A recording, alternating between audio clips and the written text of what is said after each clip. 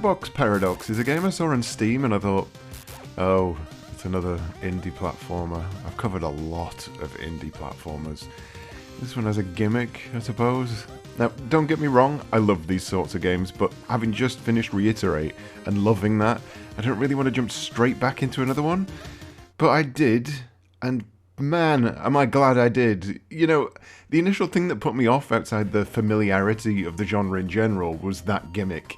In my head, the levels were going to be, for want of a better term, annoying. In Catbox Paradox, you can only touch black platforms when you're black, and white platforms when you're white, switching between the dual colours with a single button press.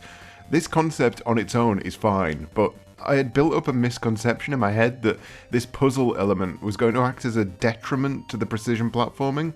Much like golfing is a good walk spoiled, I was worried that Catbox Paradox would be a good platformer spoiled with constant stops and starts while I worked out how to get from A to B.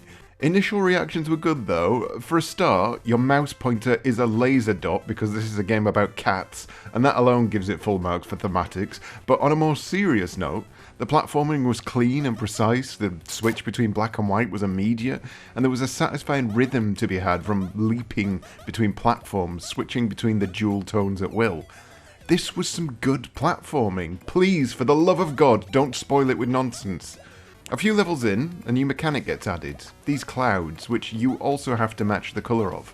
Okay, cool, this still fits in fine with the speedy runs the game has going on.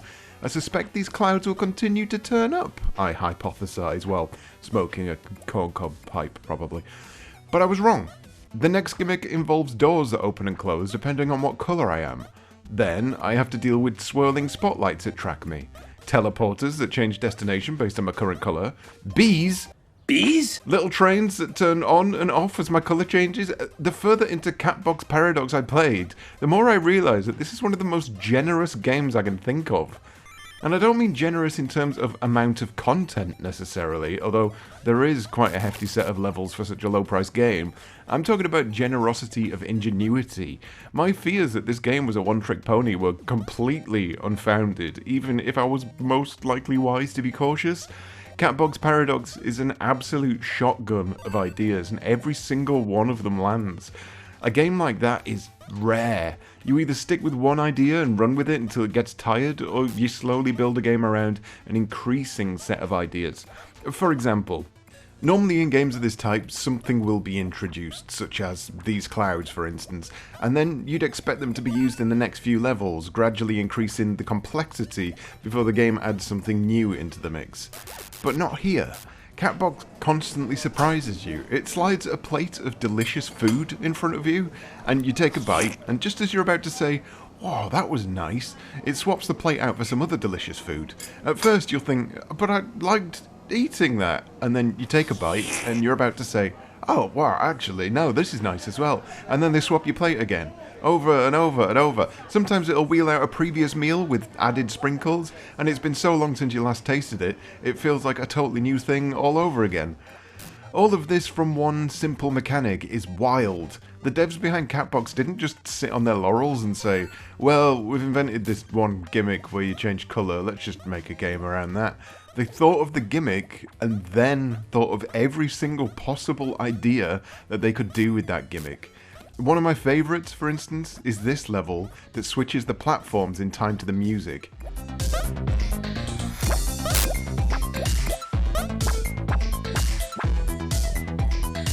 You see that? That little icon there? That shows that you switched your colour in perfect time to the music. It doesn't matter if you did it or not. It doesn't affect anything. I still tried to get that little icon every single time because I was just consistently in the zone, bopping along to the music while I tried not to die. And I just really want to see my cat do a little happy music icon.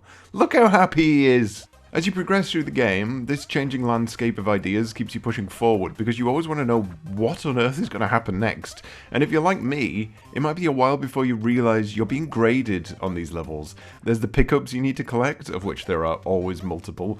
There's the big super mega pickup you need to collect, of which there is always one per level, sometimes hidden in sneaky sections. There's a flawless badge you can get by not taking a single bit of damage from start to finish. There's a timer for all you speedrunners out there. And on completing all the levels on offer, I noticed there was a set of levels yet to unlock, Remix Mode. Now the stats screen is quite a loaded beast full of numbers and icons, and my brain just went into overload and I ignored all of that and I just started trying to get all the things I was missing on earlier levels. And it dawned on me just how many different ways you can come at these levels, because you don't necessarily have to collect everything at once. You can play through with the sole aim of finding that big hidden collectible, in which case the game turns into a survival exploration platformer as you constantly test out new ideas, trying to discover little nooks and crannies that you might have missed before. It was behind a book all along! If you're going for a flawless run, in which you take no damage, then the game changes again. You miss out on huge swathes of a level, because here, your goal is to essentially try and stay airborne where you can. Somewhere that isn't touched by the binary death paint that layers all the walls. This means that for all of the levels on offer, there are actually multiple ways to go about them. You might unlock all of these merits at once, but you might have to replay a level multiple times in different ways in order to achieve everything. Not because the game forces you to, but because the game is accessible enough to make that a possibility. After unlocking a number of flawless victories, I finally unlocked Remix Mode, and once again, I was just blown away by how much this game packs into such a small product.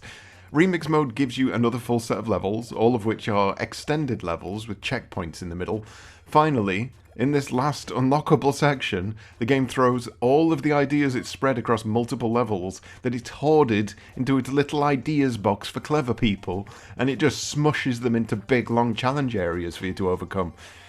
There are HUDs to unlock, there's speedrun opportunities, there's a co-op mode, which I haven't tried yet because I don't have any friends. I mean, I do have friends, but not ones I like.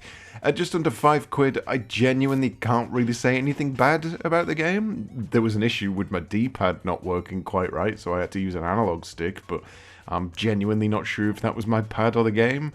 And that just leaves the music and the graphics, really. Musically, I really enjoyed it. It's not something that had me reaching for a soundtrack on Spotify, but I'd be lying if I didn't say the main theme isn't going through my head right this second, lodged permanently between my ears. So graphically then, if we're really going to start scratching lines in the criticism sand, or it doesn't look great, for me that doesn't mean an awful lot. I'm still here playing games in which you're a sentient square. The fact they've upgraded from a sentient square to a cat is pretty bloody futuristic based on my usual collection of old shit I have to look at. But in comparison to other precision platformers, yeah, it's lacking.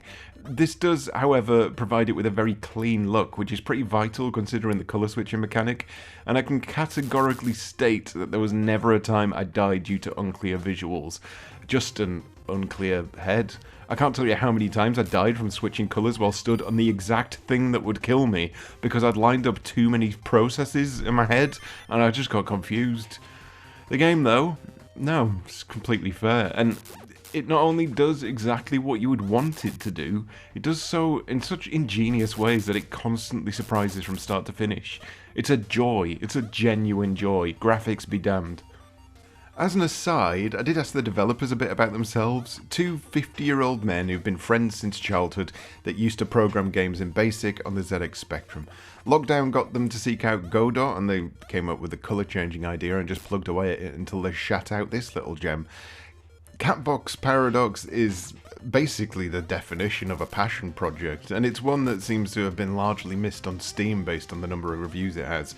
I know I keep telling you to buy games because they're great, and for that I sort of apologise, but while the game may look like another platformer with a basic set of ideas when it's sat up there on the Steam store in amongst all the other shite, that preconception will be wiped off your brain within minutes. There is a lot to love here, and these two old men who are 50 years old and used to program for the ZX Spectrum because they're old, well, they should be proud of what they've achieved. This is a game that deserves to be experienced because their passion for the solid idea shines through. In a world where games can cost an arm and a leg with zero innovation involved, Catbox costs the price of a filthy London pint and keeps a smile pinned on your face throughout.